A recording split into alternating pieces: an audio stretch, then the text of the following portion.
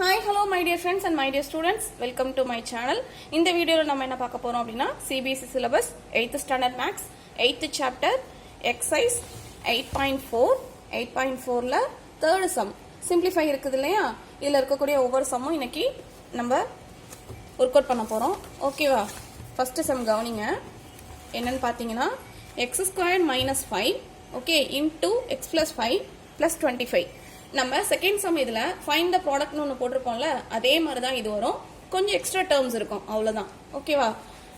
First என்ன பண்ண போறோம் அப்படின்னா எக்ஸ் ஸ்கொயர் இருக்குது இல்லையா, எக்ஸ் ஸ்கொயர் எடுத்துட்டு வந்து இந்த ஃபுல் டேர்மோட மல்டிபிள் பண்ணணும். Okay, X square into X plus 5.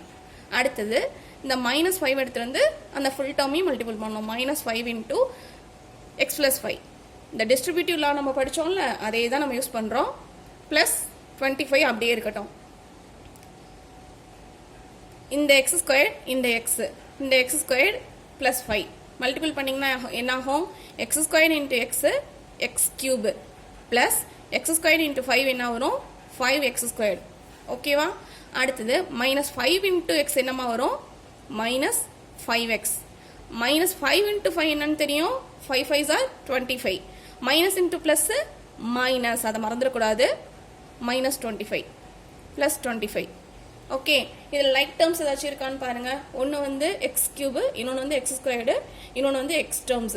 Balance என்ன இருக்குது? Minus 25 plus 25. இது ரெண்டையும் கேன்சல் பண்ணிக்கலாமா? ஸோ இப்போ ஆன்சர் என்னது? X cube plus 5x squared minus 5x. இதான் ஆன்சர். புரியுதா? அடுத்த சம் போடலாமா? Second sum a squared plus 5 into b cube plus 3 plus 5 இது கொடுத்திருக்காங்க. ஓகேவா? இதுதான் சம்மு. ஓகே, ஃபர்ஸ்ட் வந்து same as well as a square எடுத்துட்டு வந்து இந்த ஃபுல் டேர்மையும் மல்டிபிள் பண்ணியாச்சு. Plus 5 into b cube plus 3 plus 5. ஓகேவா? இந்த ஸ்டெப் புரியுதா? இதுக்கப்புறமேட்டு a ஸ்கொயர்டும் b கியூபும் மல்டிபிள் பண்ணிங்கன்னா என்ன வரும்? a squared b cube. அடுத்தது இதை மல்டிபிள் பண்ணிங்கன்னா 3 இன்டூ a ஸ்கொயர்ட். புரியுதா? அடுத்து 5ஐயும் b கியூபும் பண்ணிங்கன்னா 5b கியூப். ஓகே, அடுத்து 5ஐயும் 3ஐயும் பண்ணிங்கன்னா 5 3s are 15. இந்த 5 அப்படியே வச்சுக்கோங்க. ஓகேவா? ஸோ இதில் ஏதாச்சும் லைக் டேர்ம்ஸ் இருக்கா?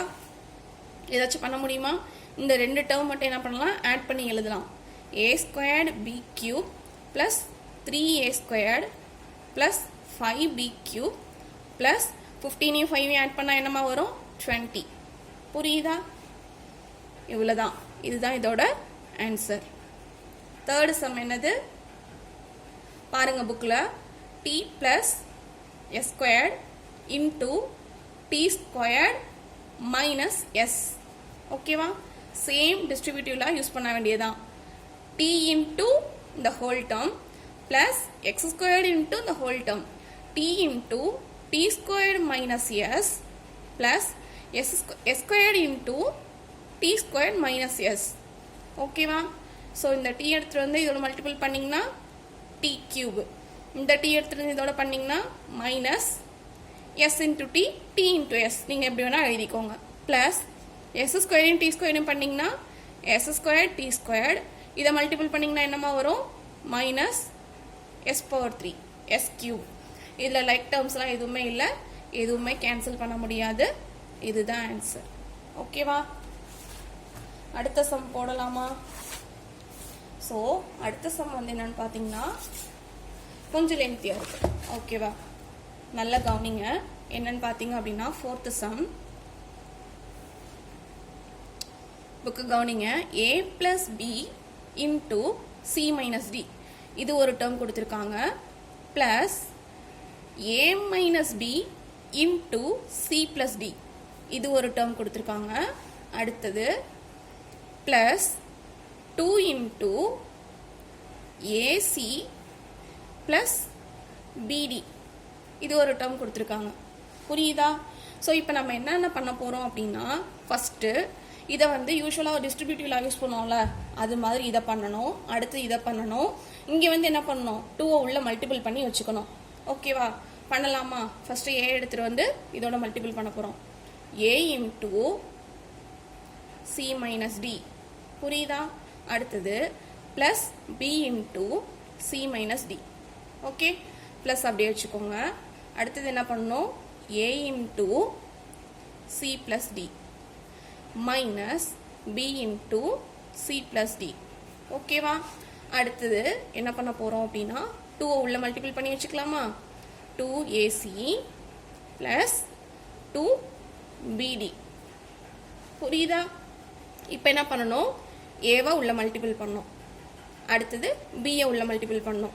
இது ஒவ்வொன்றும் பண்ணி சொல்கிறீங்களா? ஸோ ஏவியும் சியும் பண்ணிங்கன்னா என்ன வரும், ஏசி. அடுத்து ஏவியும் டியும் மல்டிபிள் பண்ணால் ஏடி ப்ளஸ் பியும் சியும் பண்ணிங்கன்னா பிசி மைனஸ் பியும் டியும் மல்டிபிள் பண்ணிங்கன்னா பிடி ப்ளஸ் ஏசி பண்ணிங்கன்னா ஏசி ப்ளஸ் ஏடி. அடுத்தது மைனஸ், அதை விட்டுறக்கூடாது, மைனஸ் பிசி. இந்த மைனஸ் இந்த ப்ளஸும் சேர்ந்தா என்ன ஆகும், மைனஸ் மைனஸ் பிடி. ஓகே, மிச்சம் அதை அப்படியே எழுதிக்கோங்க.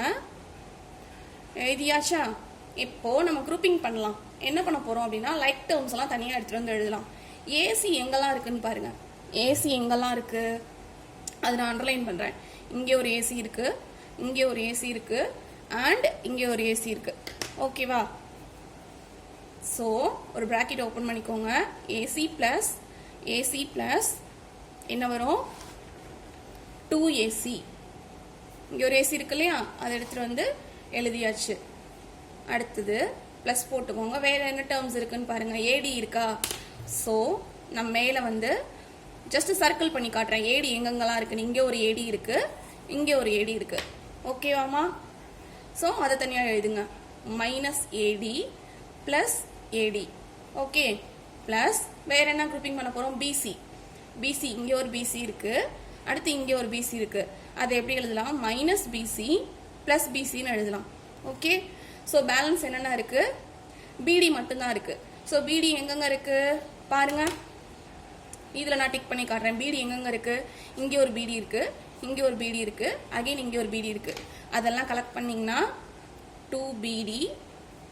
அடுத்தது வேற எங்கம்மா இருக்கு, மைனஸ் பிடி, அகைன் மைனஸ் பிடி. ஸோ இந்த ப்ளஸ் மைனஸில் தான் நீங்கள் தப்பே விடுவீங்க. ஸோ அதை மட்டும் கொஞ்சம் ஜாக்கிரதையாக போட்டோம்னா போதும், இந்த சம் வந்து ஃபுல் மார்க் வாங்கலாம்.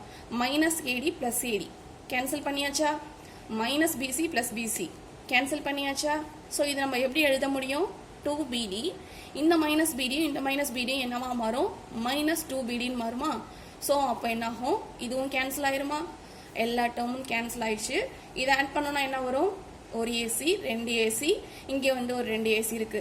அப்போ என்னாச்சு, 4ac ஆன்சர். ஓகேவா? புரியுதா? 4ac தான் இதோட ஆன்சர். இதில் இன்னும் ஒரு 4 சம்ஸ் இருக்குது. 4 சம் தான் நான் இந்த வீடியோவில் போட்டிருக்கேன். பேலன்ஸ் இருக்கிற 4 சம் அடுத்த வீடியோவில் பார்க்கலாம். அது வரைக்கும் பாய் சொல்கிறேன். பாய் அண்ட் தேங்க்யூ.